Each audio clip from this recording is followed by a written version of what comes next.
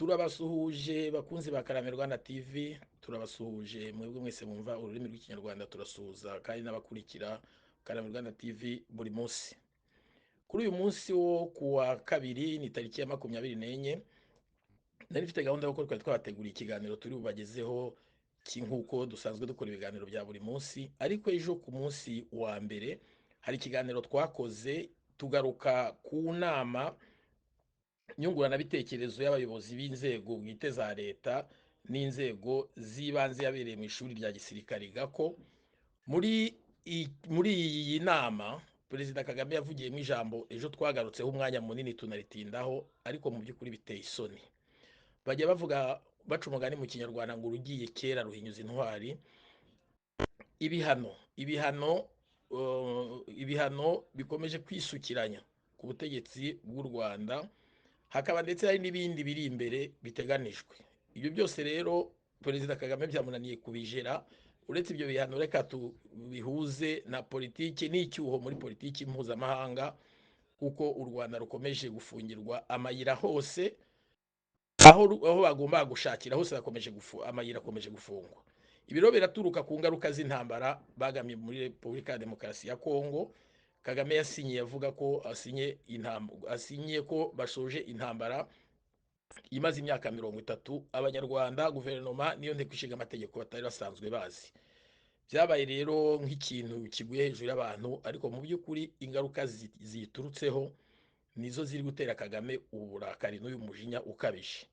Muraza kwiyumvira mu gace ngiye gushyiraho. Nafashe umwanya nshaka uduce dushoboka ndaduterateranya kugira ngo abantu batwumve uko ikiganiro yatanze cyo ni kirekire, kirimo ibitutsi. Yihanagurijeho abaminisitiri, bigeraho abwira abaminisitiri ko baminisitiri ntacyo bari cyo, ababwira ati muriratana iki se mwebwe, ati imyaka 30 ishize mubeshya ntacyo mukora mutagera ku nshingano. Akomeza avuga ibintu byinshi bitari byiza, ndetse agera ahamagara abaminisitiri arabakanga ababwira ati muraza kumbona basha.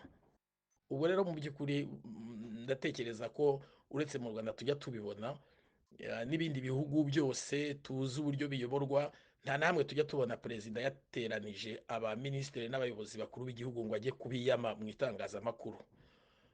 Ntekereza ko wenda ari ikibazo cy'igitugu. Buri igitugu kimaze kurenga urugero, umuntu asigara akora ibyo ashaka. Muri administration cyangwa mu butegetsi bwa leta hari uburyo inzego zikurikirana, hari n'uburyo bwo kubazwa inshingano.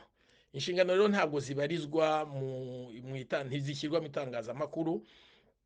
Iyo umuntu atashoboye gushyiraho kubahiriza inshingano ze, hari uburyo ahanwa, agirwa inama, hari n'urwego n'inzego z'ibihano.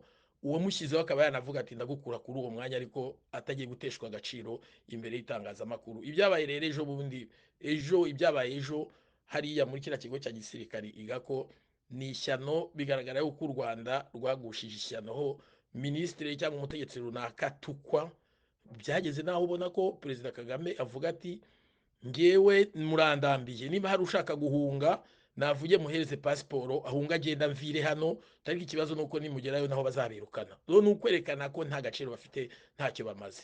Ariko impamvu ikomeye ituma Perezida Kagame agira buriya bwoba no kuvugishwa n'amagambo yose, nta mahitamo agifite. Ibyiwe byararangiye. Hari abantu intore zijya zandika zivuga ubusa, ibyiwe byararangiye. Iyo umuntu afagurukana guverinoma niyo yagombye kumufasha, ahubwo akayihagurukana akavuga ati nimuhunge mugende, ubundi irindi jambo umuntu ategereje kumva ko abantu barangiye niriye ntaryo. Mu by'ukuri nta na rimwe. Ntekereza rero yuko arabizi neza ko abantu bo muri guverinoma nabo babona ibibera hirya no hino, cyangwa se bakurikirana ikibazo kijyanye na Repubulika ya Demokarasi ya Kongo n'u Rwanda, n'uburyo u Rwanda rugiye guhura n'ingorane zikomeye. Noneho bo barabikurikirana, barabizi, ibyo bababeshya nabyo barabyumva, ariko dosiye bayifite mu ntoki. Ariko icyo nabagiraho inama nabo ni ukuvuga ngo bajye barebera kuri guverinoma yiswe y'abatabazi muri 1994, uko byarangiye bose barangirije Arusha. Niyo mpamvu ndavuga ngo umuntu ufite ubwenge yakwipakurira guverinoma hakiri kare, kuko mu bikorwa bibi bari gutegura gukora bishobora kuzarangira bose bagiye mu nkiko. Ngibyo rero, reka tubashyire aka video, ariko mu by'ukuri ubutegetsi bw'umugabo witwa Paul Kagame buri mu manegeka. Murakoze, reka tubikurikire. Mwebwe muganira babiri, muhaguruke mumbwire icyo mwiratana. Mwebwe babiri, madamu n'undi, muhaguruke mumbwire mwiratana iki, mugira iki.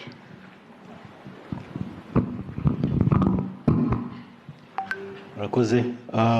Mu by'ukuri nta kintu dufite cyo kwiratana.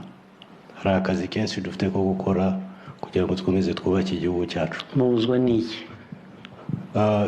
Ibyo dukeneye byose turabifite, ni ugukorana tugakorera hamwe dufite. Mubuzwa n'iki rero? Ibyo mvuga niba atari icyo navugaga cya mbere cy'imico mibi n'ubwirasi, mwabuzwa n'iki? Ntacyo mu by'ukuri, ni ukugira guca bugufi tugakora dukorera abanyarwanda kuko ari igihugu cyacu. Cyangwa mukabireka mukajya mu bindi, ntumwangize igihe cy'abantu, mukigera mu bindi byanyu bibaha ikuzo, bibaha kumera uko mushaka.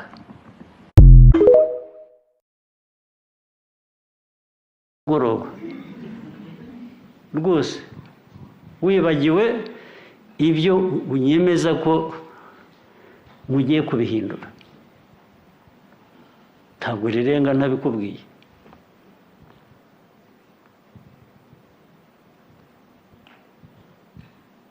Ntabwo riri burenge kuri buri muntu wese wicaye hano imbere yanjye.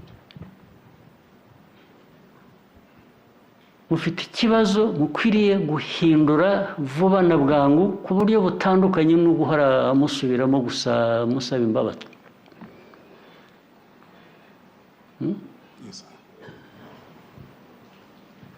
Ikibazo mufite ni iki? Hari ukwibagirwa, noneho hari ukwibagirwa byinshi muri rusange, ariko hari no kwibagirwa icyo wagombaga gukora, ariko noneho ukibagirwa n'uwo wagombaga kugikorana nawe. Ntushobora kugira ikintu ugeraho na busa.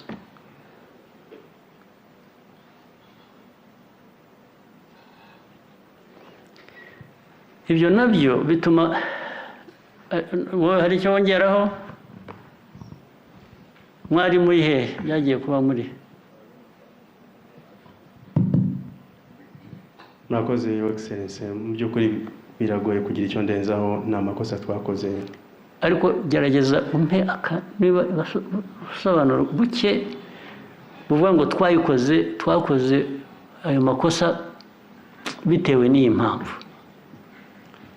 Your Excellency, ngira ngo ikibazo nyamukuru ni ukudakoresha uburyo bwa multi-sectorial approach kuri iyi mishinga minini, tukamenya uruhare rwa buri rwego tukuzuzanya mu guhera mu nyigo no kubihuza.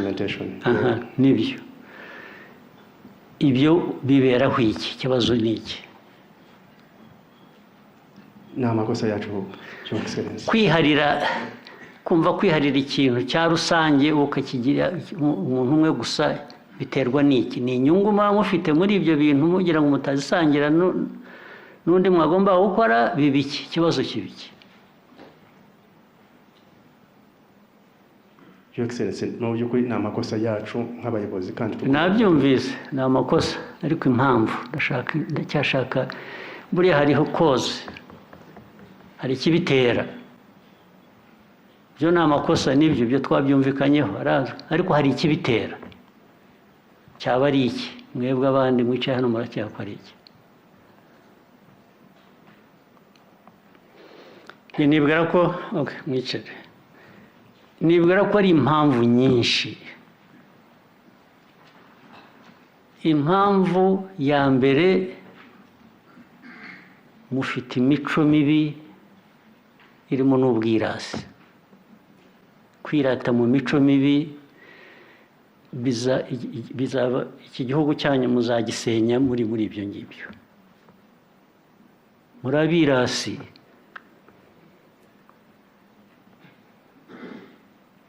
Kandi mwiratana ubusa. Niba hari icyo mwari mufite ngo uriratana icyo ufite, wenda najya kubyumva, ariko mufite iki? Mwiratana mugira iki? abicaye inyuma hariya mumbwire mwirata n'ibiki mufite ibiki natwe ngo tubirebe tumenye wenda ni mwebwe mbaza inyuma hariya mumbwire ntawe ushaka kugira icyo avuga iryo zina ry'ubwirasi mwaryemeye ni ukuri bashaka gutahana ariko noneho muvuze ngira ngo namenye wenda ko bigiye kubavamo mwirata n'iki ubuyobozi muri hano mwirata n'iki n'aya makosa musubiramo buri munsi mwebwe muganira babiri muhaguruke mumbwire icyo mwiratana mwebwe babiri madamu n'undi muhaguruke mwiratana iki mugira iki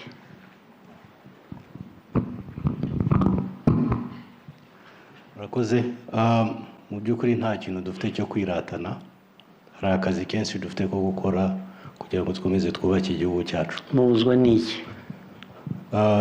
ibyo dukeneye byose turabifite ni ugukorana tugakorera hamwe dufite mubuzwa n'iki rero ibyo mvuga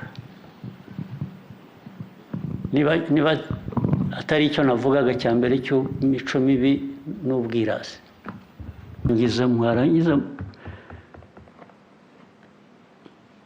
mukigera mu bindi bitajyanye n'ibyo mwarahiriye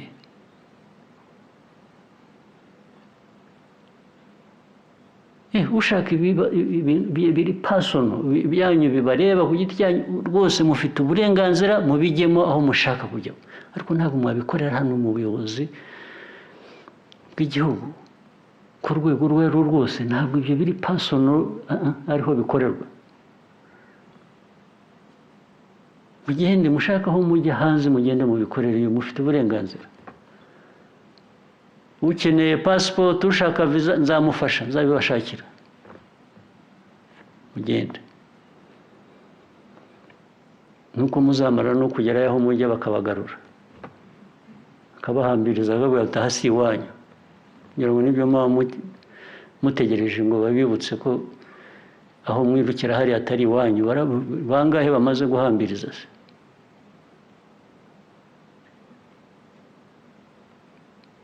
mungekuwa mmechoka kabisa mambo haya kuwa namwe mwarabirambiwe aho bigeze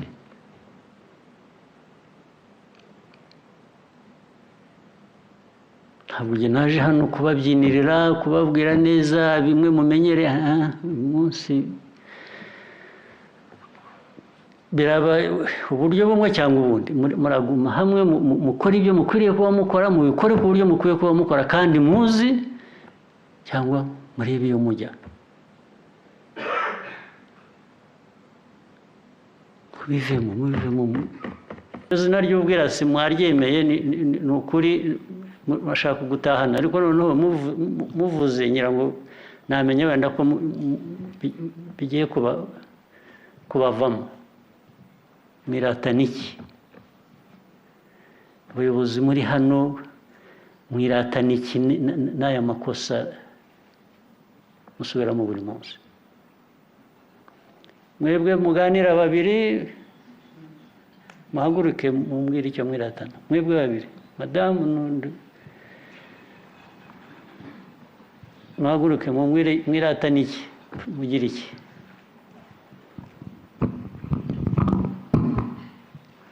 murakoze mu by'ukuri nta kintu dufite cyo kwiratana hari akazi kenshi dufite ko gukora kugira ngo dukomeze twubake igihugu cyacu mubuzwa n'iki ibyo dukeneye byose turabifite ni ugukorana tugakorera hamwe dufite mubuzwa n'iki rero ibyo mvuga niba atari icyo navugaga cya mbere cy'imico mibi n'ubwirasi mwabuzwa n'iki ntacyo mu by'ukuri ni ukugira guca bugufi tugakora dukorera abanyarwanda kuko ari igihugu cyangwa mukabireka ukajya mu bindi ntumwangize igihe cy'abantu ukigera mu bindi byanyu bibaha ikuzo bibaha kumera uko mushaka ntabwo tuzabipfa ariko niba mwemeye kugira ngo mugiye mu nzego z'ubuyobozi mugiye nta kuntu mwahunga kugira ngo mukore ibintu uko bikwiye kuba bikorwa. ntabwo bishoboka. ibintu ni bibiri, murakora ibikwiye kuba bikorwa aho muri, cyangwa se nimwumva ntacyo bibabwiye cyangwa ntacyo bibatwaye, mwigira ahandi rwose mukora ibyo mushaka ku giti cyane, muzaba muhura n'ibindi ahandi.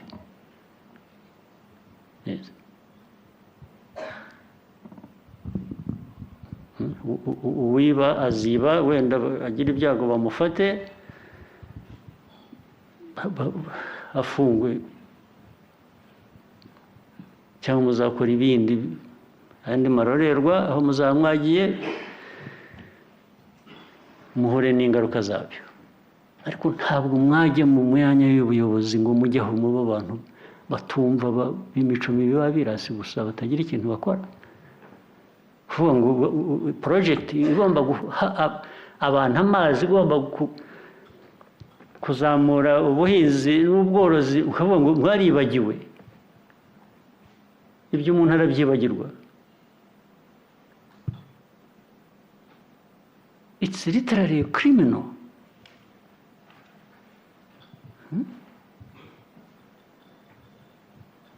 Ukibagirwa. Mwagiyeho abantu bibagirwa ntibibagireho ingaruka. Imikorere. Ukirwa byigisha utabizi, utazi wowe bwabyo ninde hano. Ahubwo abakora nabi bagerageza guhindura ruswa inyungu zabo. Nabyo mfite ingero nyinshi nabaha kandi murazizi, ndetse muzi nyinshi kundusha.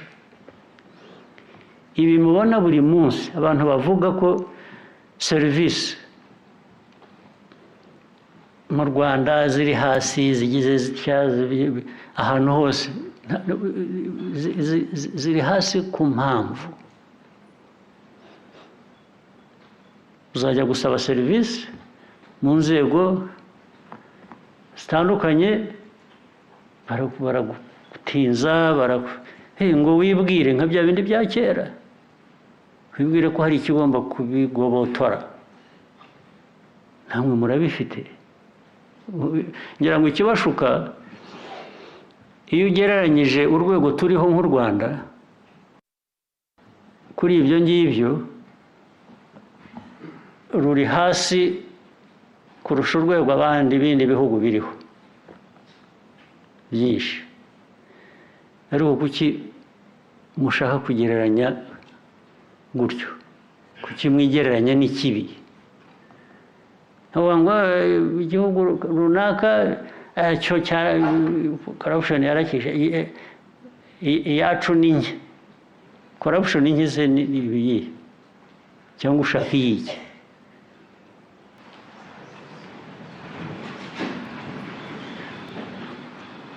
ukwiye kuba mubirambiwe namwe.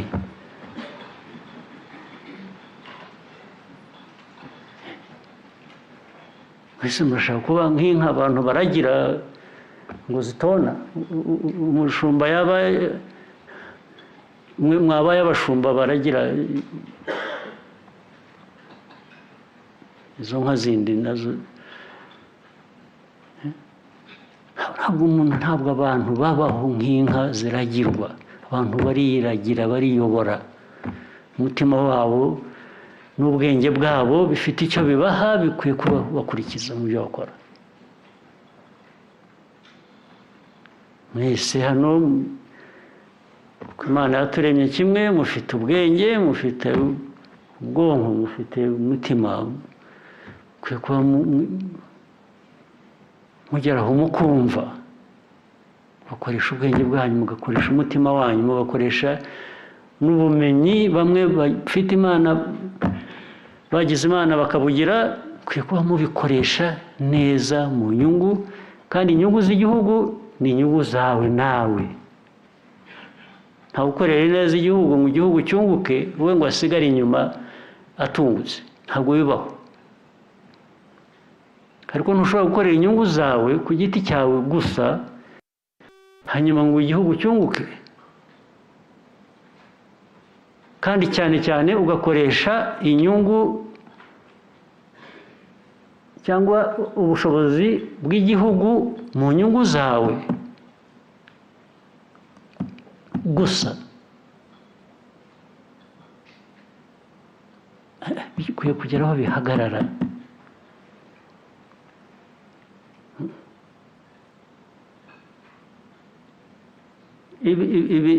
Ubu umuntu yakwirwa yigisha buri munsi, akirwa yigisha kurwanya corruption, kurwanya ruswa, irimo abapolisi, irimo umutekano mbese bose n'abandi wifuza n'aba infrastructure na Ministry of Infrastructure mu bikurikirana. Inama nakugiriwe yize twatangiye kubishyira mu bikorwa. Gutangira bivuze iki? Kuva nabibabwira hashize imyaka, none ubu nibwo mwatangiye? Niba mwana yatangiriye igihe, kuki ntacyo mwagezeho, kuki bitagaragara ko bikorwa?